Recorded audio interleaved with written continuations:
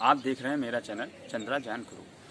मैं आपको AC generator, DC generator, motor, पूरा 10th क्लास का फिजिक्स का पोर्शन मैं आपको पढ़ा चुका हूँ, इलेक्ट्रिक और ऑप्टिकल दोनों। अब लास्ट टॉपिक आज का बचा हुआ है इसमें।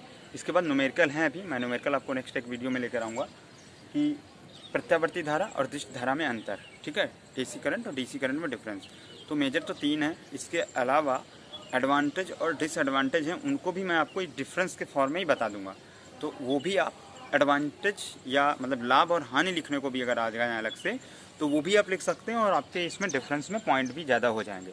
तो नंबर 1 फर्स्ट पॉइंट पहला क्या आता है आपका कि दिष्ट धारा में पहला अगर बोलें तो समय के साथ दिष्ट धारा की दिशा में परिवर्तन नहीं होता। पहला अंतर ये आपको मैं ग्राफ में भी बता चुका था। क्या लिखेंगे?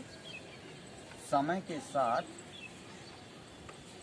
ये अगर वी या आई है और इधर टाइम है, तो समय के साथ हम लोगों ने ऐसा ऐसा बनाया था ना, तो यहाँ पे इस तरीके का नहीं बनाना है, आपको स्ट्रेट ही बनाना है। समय के साथ दिष्ट धारा में दिशा में परिवर्तन नहीं होता, जबकि इसका पहला पॉइंट क्या रहेगा? समय के साथ परिवर्तन होता है। विद्युत धारा में, प्रत्यावर्ती विद्युत धारा में समय के साथ इसकी दिशा में परिवर्तन होता। ये देखिए अभी यहाँ ये पॉजिटिव डायरेक्शन है, ये पॉजिटिव होती है, निगेटिव। तो अभी करंट समय जैसे जैसे बढ़ता जा रहा है तो मैक्सिमम करंट हुई, फिर मिनिमम हुई, फिर अपोजिट डायरेक्शन में मैक्सिमम हुई, फिर मिनिमम हुई। तो समय के साथ इसमें बदलता है। आप हिंदी लिख लेंगे, मैं नहीं लिख रहा हूँ क्योंकि लंबा हो जाएगा वीडियो, इतना आप लिख सकते हैं, फिर उसके बाद जितनी आवश्यकता होगी मैं लिख दूँगा। सेकेंड पॉइंट है कि जो आपकी दिष्ट धारा है, तो दिष्ट धारा जो है किस में प्रयोग की जाती है? दिष्ट धारा का प्रयोग हम लोग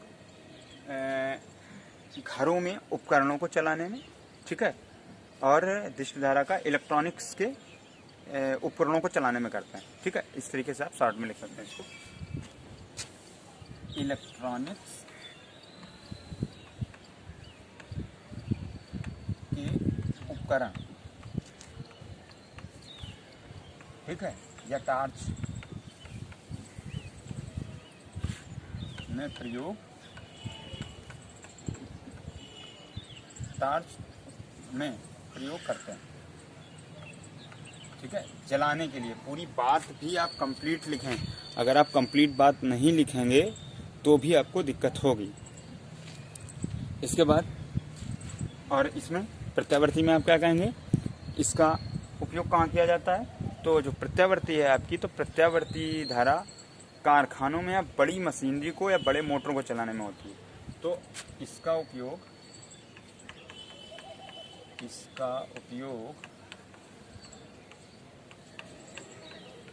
कारखानों में होता है, कारखानों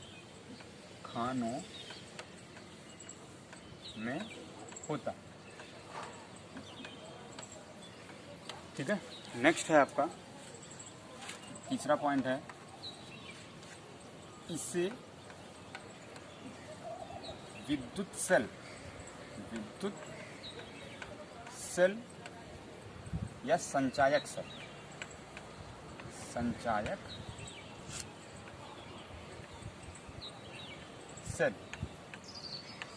से प्राप्त करते हैं। संचायक सेल और एक और लिख लीजिए, संचायक सेल तथा डीसी जनरेटर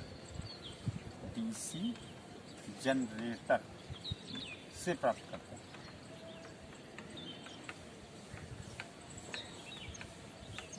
इसे एसी जनरेटर से प्राप्त करते हैं। तीसरा है इसे का मतलब किसे? प्रत्यावर्ती धारा, इसे एसी जनित से प्राप्त करते हैं। एसी का मतलब यही, प्रत्यावर्ती को हिंदी में अल्टरनेट जगह हमने एसी लिख दिया, जनित से प्राप्त करते हैं, ठीक है। उसके बाद नेक्स्ट 4th नंबर है, अब देखिए एडवांटेज कि प्रत्यावर्ती के क्या फ़ायदे हैं और डीसी के क्या फ़ायदे हैं, वो भी मैं पॉइंट वाइज ही मैं बना दे रहा हूँ। डीसी जनरेटर का काम इलेक्ट्रोप्लेटिंग यानी विद्युत लेपन में किया जा सकता है। एक धातु को दूसरी धातु पर जब चढ़ाया जाता है उसकी पॉलिश की जाती है, पॉलिश करके उसको मुलम्मा चलाना, ठीक है, बोला जाता है, या इलेक्ट्रोप्लेटिंग इंग्लिश में बोलते हैं, तो उसमें आपकी तिष्ट धारा यानी डायरेक्ट करंट का ही प्रयोग होता है। तो इलेक्ट्रोप्लेटिंग में इसका प्रयोग होता है, विद्युत दिष्ट धारा का। इसका उपयोग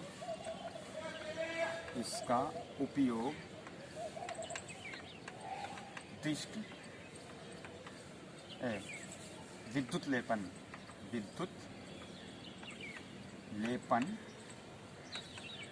में होता है, ठीक है, इसका नहीं होता। चौथा पॉइंट है, इसका नहीं होता, ठीक है। फिर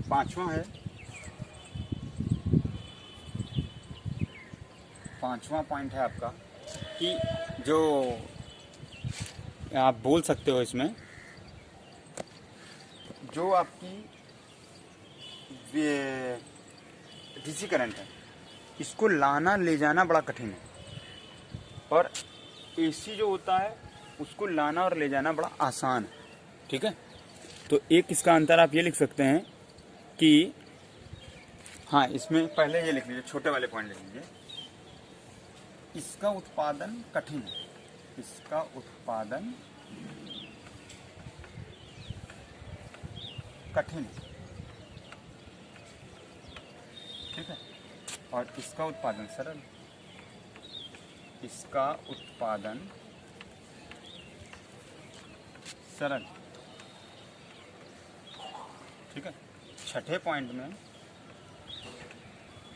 इसका स्थानांतरण यानी रिप्लेस तो नहीं बोलोगे, इसको एक जगह से दूसरी जगह, इसको एक स्थान से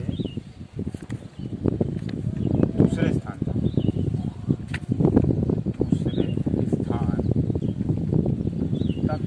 ले जाने में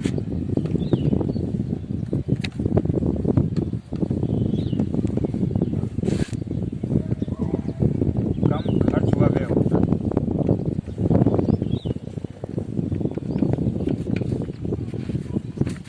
इसको ऐसे भी लिख सकते थे कि इसे कम खर्च और व्यय में एक स्थान से दूसरे स्थान तक ले जाया जा सकता है, इस तरीके से भी लिख सकते थे आप। इसके बाद इसमें 6 क्या होगा, इसका स्थानांतरण महंगा पड़ता है, इसका स्थानांतरण, इसको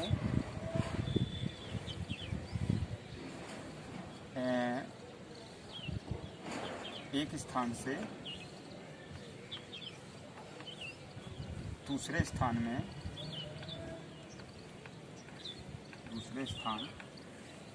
तक ले जाने में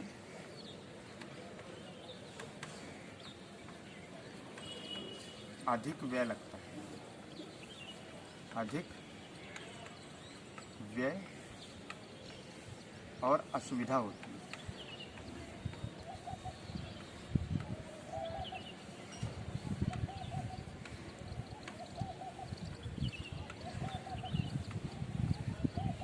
ठीक है, असुविधा होती है। तो इस प्रकार आपके ये कुछ अंतर हैं जो हो गए। और अगर लिखना चाहें तो एक लिख सकते हैं कि घर में सभी लोग जो छोटे पुर्जे होते हैं उनके करंट को छू के कभी कोई चपकता है क्या? नहीं होता ना। तो ये प्रत्यावर्ती धारा ये अधिक खतरनाक है। 7वें नंबर पे क्या लिख सकते हैं? या अधिक खतरनाक, या अधिक खतरनाक, खतरनाक।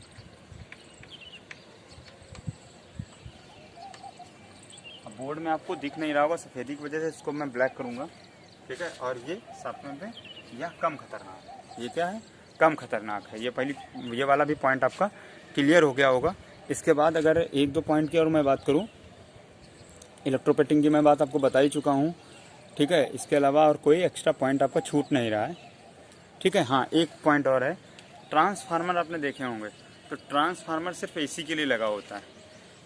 हाई प्रत्यावर्ती धारा, उच्च विभव वाली प्रत्यावर्ती धारा को निम्न विभव वाली प्रत्यावर्ती धारा में बदला जा सकता है, ट्रांसफार्मर के माध्यम से बदला जा सकता है। परंतु डीसी को बदला तो जा सकता है, डीसी को भी ऐसा नहीं है, लेकिन इसमें लिख दिया है पॉइंट, तो इसलिए आप ये पॉइंट मैं आपको सजेस्ट नहीं करूँगा। लेकिन हाँ, उच्च प्रत्यावर्ती धारा को ट्रांसफार्मर से आसानी से बदला जा सकता है, और दिष्ट धारा को ट्रांसफार्मर के माध्यम से उच्च वोल्टता को निम्न वोल्ट में बदलना कठिन है, क्योंकि अल्टरनेट करंट होता है तो अपने आप फ्लक्स में चेंजमेंट होता है। तो म्यूचुअल इंडक्शन का यूज करके हम लोग जो है कन्वर्ट कर लेते हैं लो हाई फेरों की संख्या कम ज़्यादा करके। लेकिन डीसी में जब करंट एक ही डायरेक्शन में है तो फ्लक्स में चेंजमेंट होता नहीं है, जिसकी वजह से दूसरी कॉइल म्यूचुअल इंडक्शन यानी प्रेरण की वजह से जो है उसमें जनरेट नहीं हो पाता, तो हम लोग नहीं कन्वर्ट कर पाते हैं। ठीक है, एसी को बदला जा सकता है ट्रांसफार्मर से निम्न विभव में, लेकिन डिस्ट को नहीं बदला जा सकता। ये भी आपका एक पॉइंट हो गया। तो इस तरीके से इसी में लाभ आ जाएँ, उपयोग आ जाए, हानि आ जाए या अंतर आ जाए, तो आप अच्छे से 7-8 पॉइंट लिख सकते हैं। कोई आपको प्रॉब्लम नहीं हुई होगी। इस वीडियो को 1 या 2 बार सुनिएगा तो आपको समझ में आ जाएगा।